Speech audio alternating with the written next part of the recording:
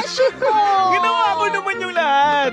Oo. Binigay ko lahat ng gusto niya. Binigyan ko siya ng kotse, binigyan ko siya ng bahay. Hala! Binigyan ko siya ng bagong iPhone. Oh my gosh! Pero iniwan pa rin niya ako. Pinagpalit niya ako, Besh, bakit naman kasi lahat binigay mo? Grabe ka. Besh, kung binenta na sana natin yun, di sana, tinit mo pa ako sa ibang bansa. Yun nga, babe. Oh, wala ka bang balak? Wala ka bang balak na na Be, gusto- kunin?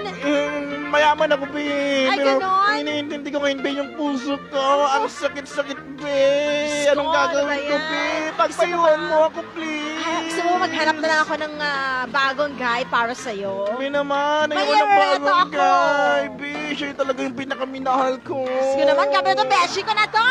Lahat-lahat, babe. Siya Lahat yung na tinigay mo! dream guy ko.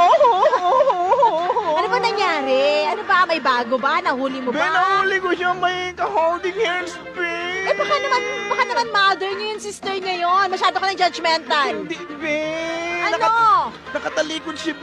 Hindi ko Nakatalikod? nakita yung mukha, basta mahaba yung Diyos. Alay! Basta ko short hair ka. Bet niya yung yung mahabang hair. Nagpagupit pa kasi ako, Ayan babe. kasi, ba't kasi napagupit ka? Dati mahaba yung buhok ko. Ayan mo, hanapan na lang kita ng guy, okay? Wag na siya. At saka, kunin na natin yung sayang yung mga binigay mo.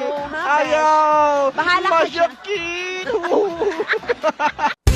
Barangay LS 89.3 Forever